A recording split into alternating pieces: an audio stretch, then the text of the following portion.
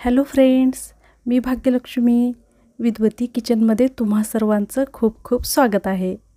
उन्हाळ्यात गरमीमुळे तोंडाची चव जाते, मग अशा वेळेस खमंग, खुसखुशीत आणि पौष्टिक खावीशी वाटते। तर आज आपण एकदा बनवून सहज 4 दिवस खाऊ शकतो अशी एकदम टेस्टी ज्वारीची लोहयुक्त पुरी बनवित आहोत। चला तर मग जास्त वेळ न घालविता व्हिडिओला सुरुवात करू।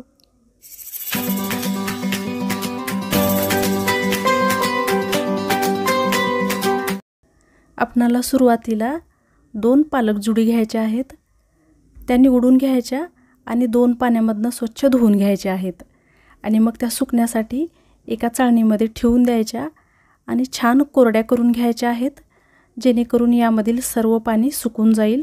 आणि मग यानंतर एका कढईमध्ये पाणी गरम करायला ठेवायचं आहे। हे पाणी स्वच्छ घ्यायचं आहे आणि या पाण्याला छानशी उकळी येईल अशा रीतीने याला छान गरम करून घ्यायचं आहे। आणि मग त्यामध्ये आपण ही जी धुवून ठेवलेली पालक आहे ती या पाण्यामध्ये टाकून द्यायची आहे। मग याला 2 मिनिटासाठी उकळून घ्यायचं आहे।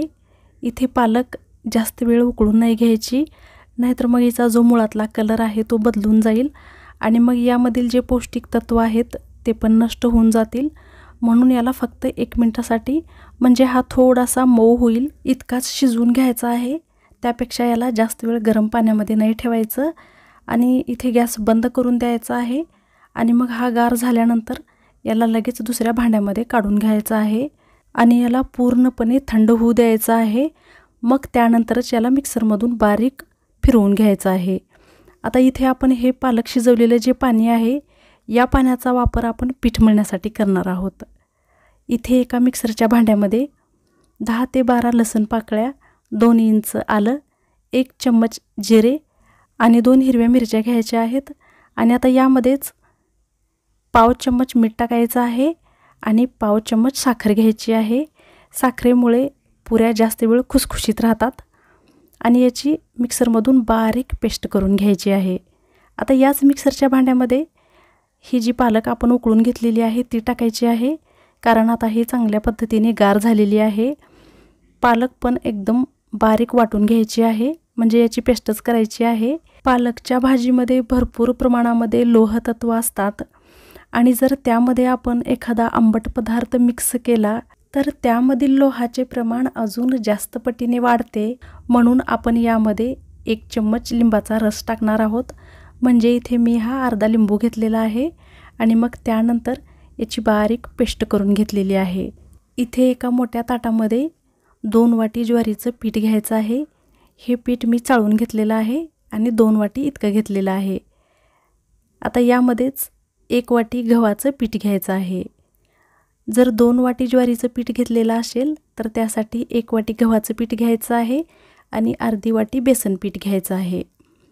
आता इथे जर तुम्ही हे प्रमाण कपानी घेत असाल तर असंच घ्यायचं आहे आणि मग त्यामध्ये थोडंसं मीठ टाकायचं आहे, कारण आपण लसूण अद्रकाची पेस्ट करते वेळेस पण त्यामध्ये मीठ टाकलेलं होतं।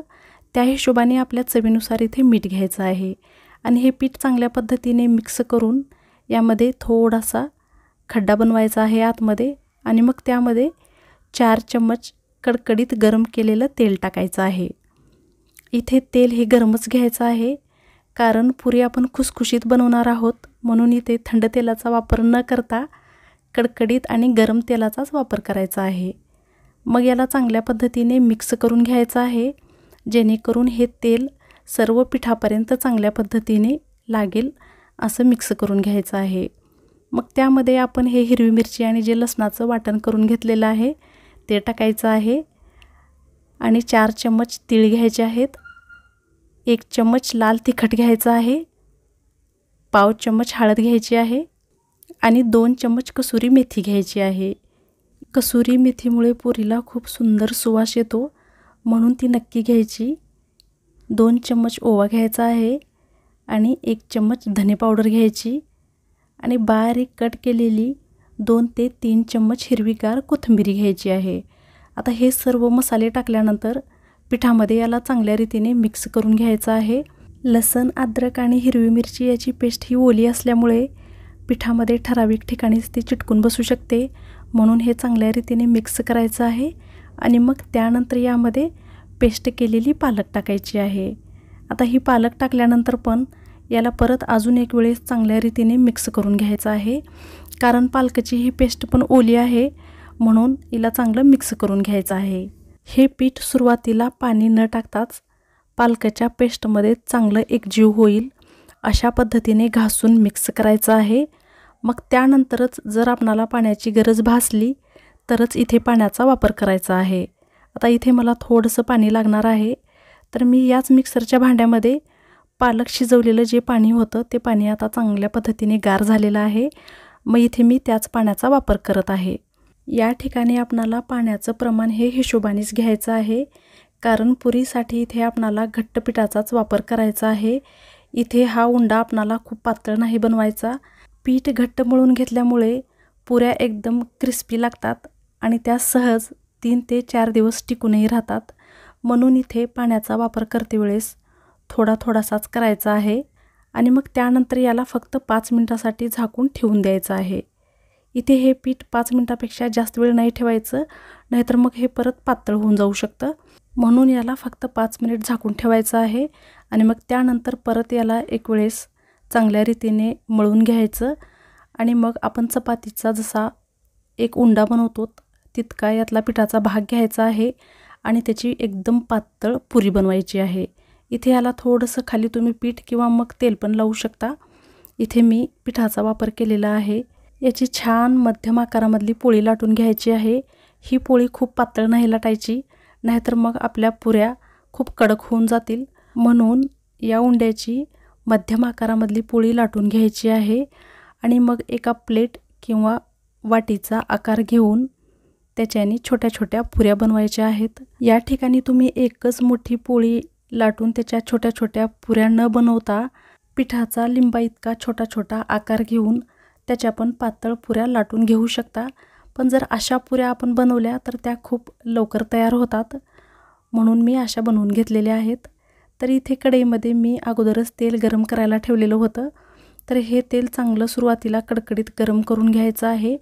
मग त्यानंतर इथे गॅसची फ्लेम ही मीडियम करायची आहे आणि मग त्यामध्ये एक वेळेस 1 किंवा 2 अशा पुऱ्या सोडून ह्या छान मस्त सोनेरी रंगाच्या होईपर्यंत तळून घ्यायच्या आहेत। बराच वेळेस पुऱ्या ह्या टम्म अशा फुगत नाहीत, तर अशा वेळेला आपण पुरीमध्ये जे मसाले टाकतो ते चांगल्या रीतीने बारीक वाटून घ्यायचे आहेत, नाहीतर मग आपण तेलात पुरी टाकल्यानंतर ते सर्व मसाले बाहेर येतात आणि मग पुरी टम्म फुगत नाही। किंवा मग पुरी तेलात टाकल्याबरोबर तिला झारीने थोडंसं प्रेस करायचं आहे, म्हणजे मग ती चांगल्या रीतीने फुगते। तर आता इथे आपल्या सर्व पुऱ्या मी तळून घेतलेल्या आहेत। टम्म फुगलेल्या हिरव्यागार, जितक्या खायला खमंग तितक्याच पौष्टिक, लोहयुक्त अशा ह्या ज्वारीच्या पुऱ्या। लहान मुलांसाठी तर हा एकदम पौष्टिक असा ब्रेकफास्ट पण आहे आणि सोबतच हा स्नॅक्स पण आहे। खूप जणांना ज्वारीची भाकरी आणि पालकाची भाजी बिलकुल आवडत नाही, पण ह्या पुऱ्या पण त्या इतक्या आवडीने खातील, इतक्या ह्या चवदार होतात। तर तुम्ही पण अशा पद्धतीने एक वेळेस नक्की बनवून पहा। तुम्हाला हा व्हिडिओ कसा वाटला मला कमेंटमध्ये सांगा आणि माझ्या चॅनलला सबस्क्राईब पण करा। थँक्यू।